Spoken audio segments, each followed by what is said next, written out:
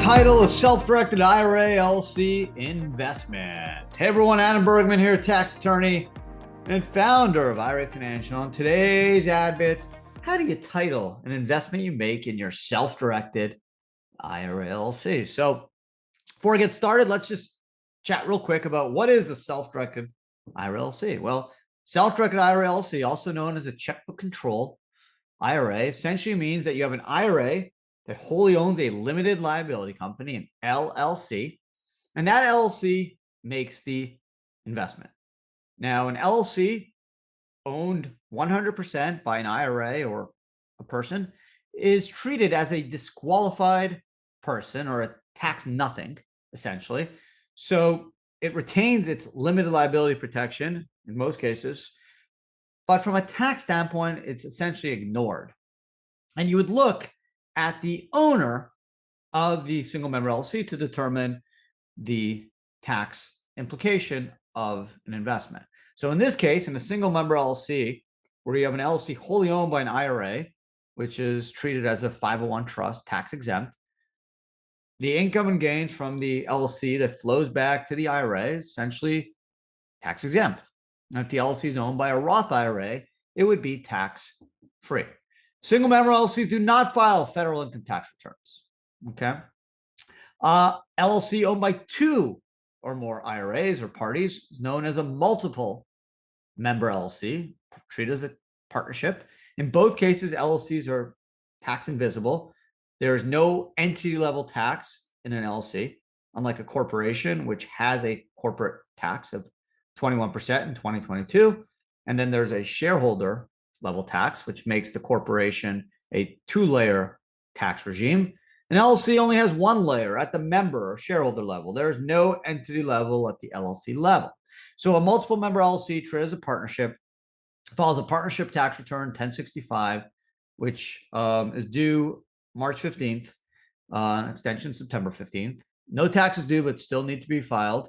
K1 is attached. That would show the IRS who the partners are, in this case, an IRA, for example, IRA Financial Trust Company for the benefit of Adam Bergman IRA, and it would show any information related to my percentage interest in the multiple member LLC. So when an IRA uses an LLC to make an investment, it does it for multiple reasons. Number one, limited liability protection. As I said, the way limited liability protection works is that the assets outside of the LLC are protected.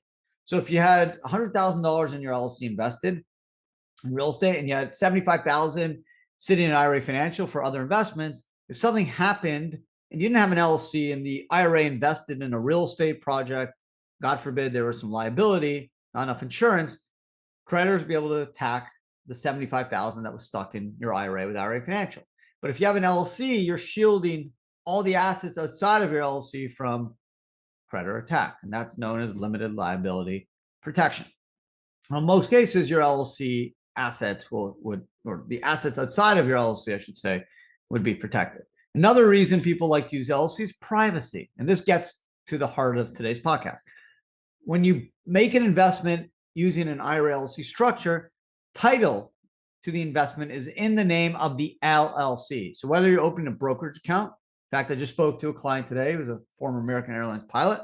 He had this problem. He was opening an account with Merrill Lynch, and he opened it using the name of the LLC, and they were all confused. They said, no, it should be in the name of the IRA. He goes, no, the IRA owns the LLC. I already have an IRA with IRA Financial. I don't need another IRA brokerage account. I need an LLC brokerage account. Finally, got it resolved, but he was right. The title of the account, whether it's real estate, whether it's private equity, venture capital, brokerage, anything, whatever that LLC owns, should be titled in the name of the LLC. The LLC is an entity. Even a single member LLC is still an entity separated from its owner from a liability standpoint. Yes, from a tax standpoint, it's disregarded, but from a corporate standpoint, it needs to be respected. Therefore, when you buy real estate or make an investment, whether it's private placement, private equity, brokerage account, open it in the name of the LLC. Again, the IRA owns 100% of the LLC.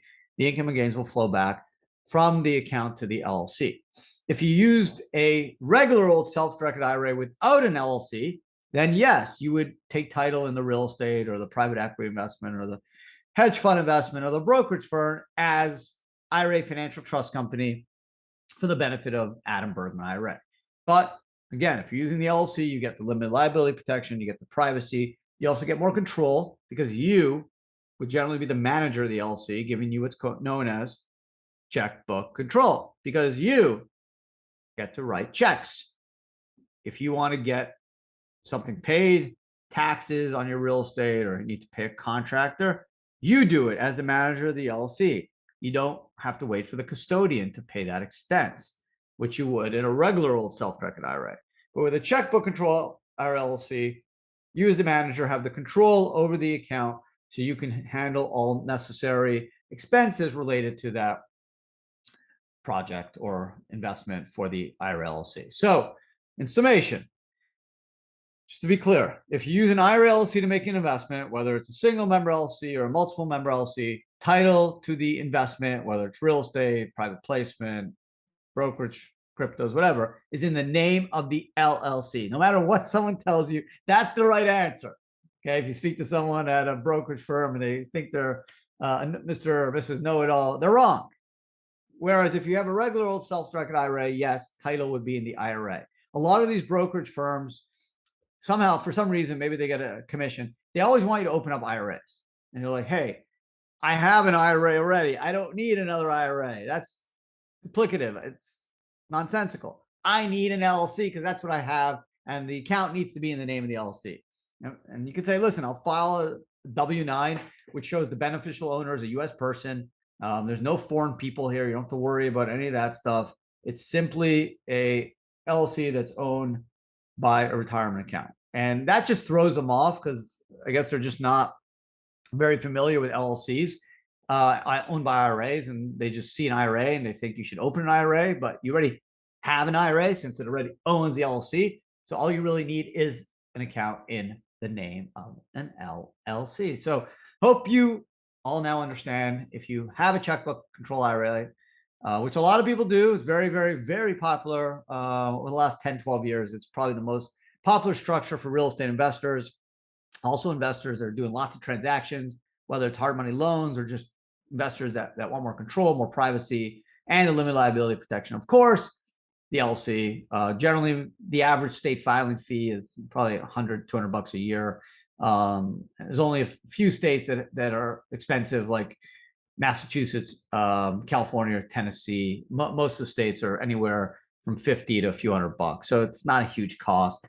Single member LLCs don't file annual federal tax returns. Multiple members do, but it's just an information return. No taxes ultimately due. So just remember, title in the name of the LLC, not in the name of the IRA if you're using an LLC. So thank you for listening. You can pick up this podcast. This drops every Tuesday. So if you like what you're listening to, hopefully you do. Don't forget to check it out next week. I always bring to you a bit of information on various self-directed retirement, tax, and alternative investment topics. So I promise you're going to learn just enough. Try to keep them short, not to bore people, and just give you a bit of information, all the key points you need to learn the topic at hand. So thanks again for spending some time with me today. Hope I see you again next week. Take care.